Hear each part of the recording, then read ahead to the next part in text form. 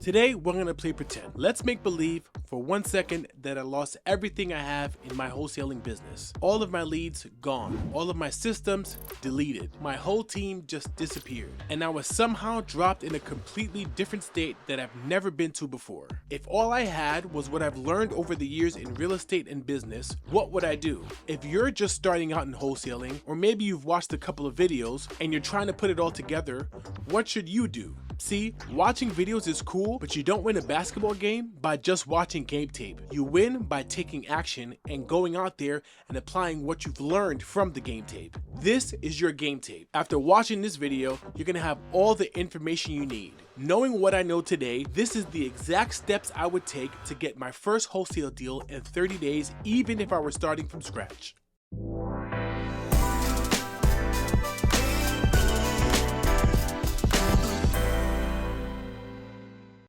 Welcome to the Wholesaling Freedom channel, where I teach you exactly how I quit my 9-to-5 job and built a successful wholesaling business and how you can do it too. If you're new here, my name is Ralph and I left the rat race to become a full-time real estate entrepreneur, and my goal on this channel is to help you do the same thing. Getting your first deal in 30 days is possible, but it's not going to be a cakewalk. If it were easy, everyone would do it. Nothing worth having comes easy, and nothing that comes easy is worth having. So if I were starting from scratch with nothing but the knowledge and experience I've learned over the years, and I needed to get a deal in 30 days, here's exactly what I would do. I'm gonna break this video up into 3 separate phases. Let's start with phase 1.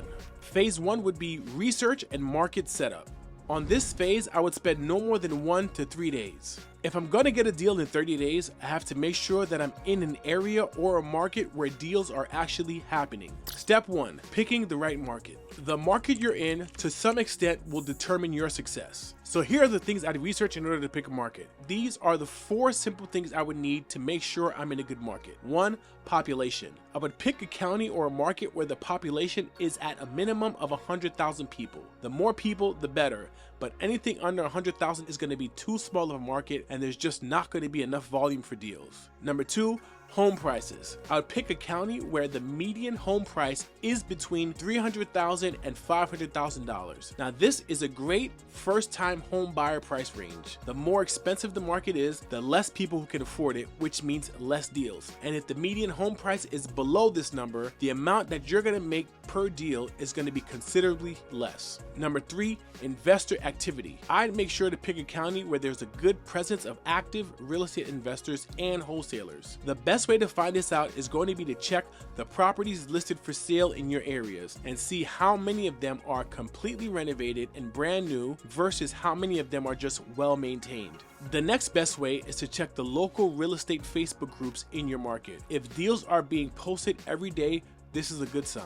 Number 4, landlord-friendly laws. Now, this is more of a state thing and not really a county-specific thing. Also, this is not a complete deal breaker, but I try to choose states that are considered landlord-friendly, as these states usually attract a lot more investors. All right, step 2. After picking a market, the next thing I would do is build a small local network. Now, let's be clear. I'm not talking about going to a local meetup or a networking event and just giving out a bunch of random business cards. What I mean here is I would strategically target the A players in my market and build a reliable network of about 5 to 10 professional local market experts. I'd be looking for 3 specific kinds of people. 1, real estate agents. I'm not just talking about anybody who has a license. I'm talking about real estate agents who are experienced with investment properties and who are doing a minimum of 12 to 15 deals a year in my market. I'd also be looking for active investors, individuals who are either currently flipping or who own multiple rental properties in my market. Lastly, I'd be looking for experienced wholesalers, those who can offer insights and potential partners for JV opportunities. I'd be at whatever local real estate meetups that were happening in the area, and I'd also join every Facebook group for investors in my market. Building these relationships provides invaluable insights and potential deal opportunities. I'd always have someone I could call for help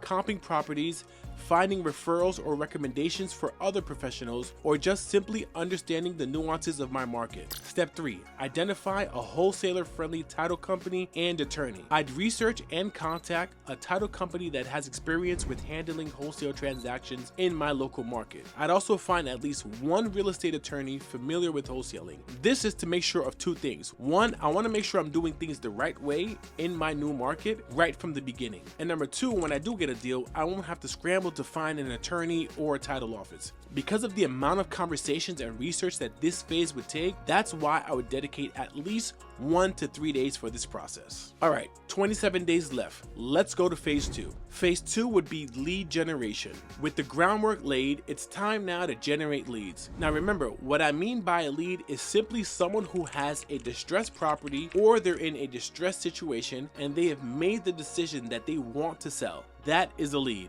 Every deal starts off as a lead, but not every lead is a deal. However, without leads, you have nothing. So in order to build up a nice, big, strong pipeline of leads, I'd focus on high motivation lists. These are the lists where I know if I get a lead, they will be seriously ready to sell within the next few weeks. These are my top 4 lists that I would work on. Number 1, sheriff sale lists. These are properties where the owner has not paid the mortgage for some time and the lender has filed a foreclosure. The way the lender plans on getting the money that they're owed is by auctioning off the property to the highest bidder at what's called a sheriff sale. Now in most markets, sheriff sales happen about once a week, and the list of the properties going to auction are usually available 1 to 3 months in advance. You can find these properties going to auction in your area by visiting your county's sheriff's office website and looking for the foreclosure sales or sheriff sales section. You can also just Google your county's name and the words sheriff sale. Number 2, probate lists. Probate and inherited properties are those where the owner has passed away and the home is passed on to the next of kin family members by a court process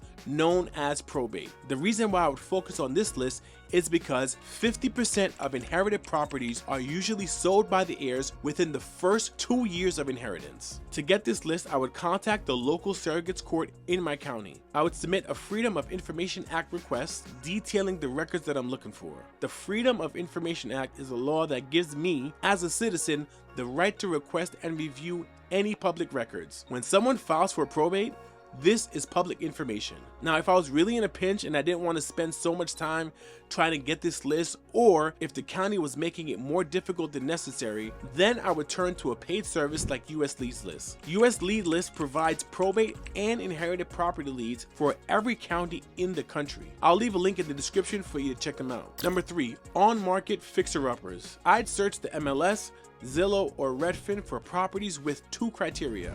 1, they have to be listed for over 37 days, and 2, they have to be described as needing repairs, needing TLC, or being sold as is or something similar. If the property's in disrepair, it's going to be difficult to get a first-time home buyer to want to buy it. In fact, depending on the condition, the property may not even qualify for a traditional mortgage, so they'll need an investor. Also, if it's been listed 30, 40, or 50 days and it's still available, it usually means that by that point, a lot of other investors may have already seen it, and it lowers the amount of people I will be having to bid against. It also means that both the seller and the realtor will be more open to a lower or discounted offer if it's just sitting on the market with no action whatsoever. So I'd create a list of these properties and contact the listing agent to find out about the situation and see if I could land a deal. Now this is a numbers game. The more of these on-market leads you find and the more offers you make, the higher your chances are of landing a deal. Number 4, driving for dollars. I'd make driving for dollars a regular part of my weekly routine.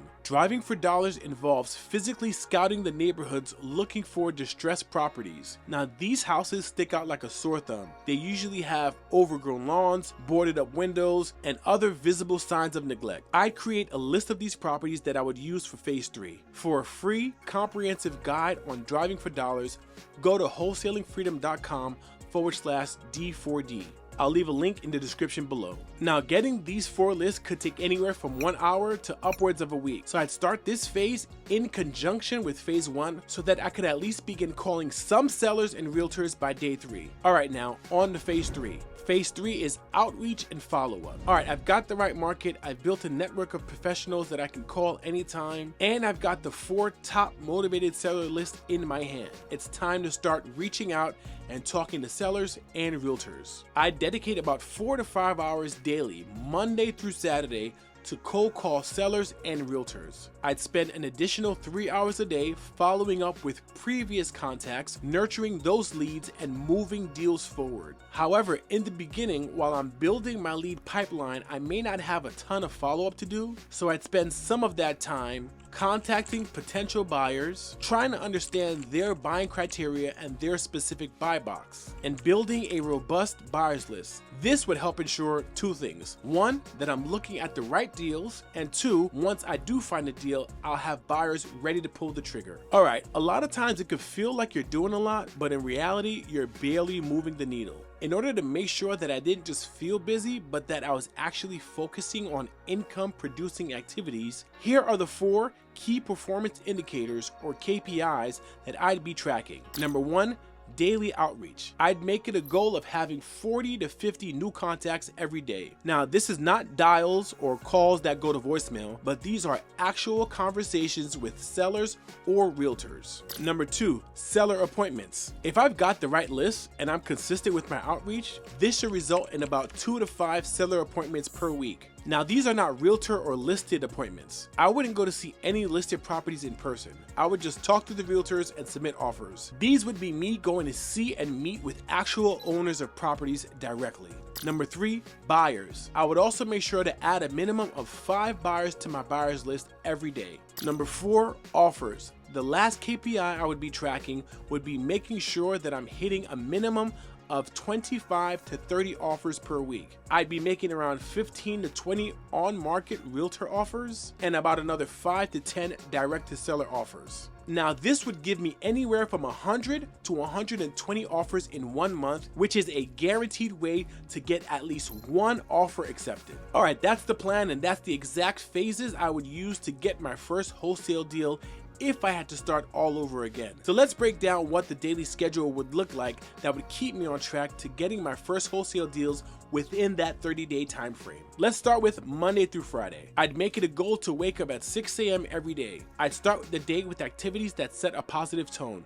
This could be reading, prayer, meditation, or light exercise. 6:30, list gathering and organization. I dedicate this time to sourcing and organizing my list, focusing on the 4 key lead sources: sheriff sales, probate, on-market fixer-uppers, and driving for dollars. 7:30, I take a quick break for breakfast, no more than 20 to 30 minutes. 8 o'clock, realtor outreach. I'd begin contacting realtors with on-market fixer-upper deals. My goal would be to discuss potential deals and build relationships. 10 a.m., seller calls. I'd shift my focus to calling potential sellers from my motivated list. 12 o'clock, I'd take a quick 30-minute lunch break. 12:30, right back on the dialer, calling sellers. 3 p.m. would be follow-up and buyer outreach. I'd use the afternoon time to follow up with previous contacts and to reach out to potential buyers. 5 p.m., deal analysis and offer preparation. I'd spend this time analyzing deals from the day, running my numbers, finding comps and finding my ARV, and preparing offers to send to sellers and to realtors. 7 p.m. would be dinner, time to unwind and relax, and start planning for the next day. Now on Saturdays, I'd follow a similar schedule as weekdays, with additional time allocated for driving for dollars and for in-person seller appointments. Sundays, I'd use this day to rest and rejuvenate for the week ahead, or if I were up to it, I would dedicate a couple of hours to driving for dollars. Now, by sticking to this structure and this schedule, I'd be setting myself up for consistent progress and success. If you're currently working a full-time job but still want to start wholesaling, be sure to watch this video for how I manage working a 9-to-5 job and wholesaling. See you next time, guys.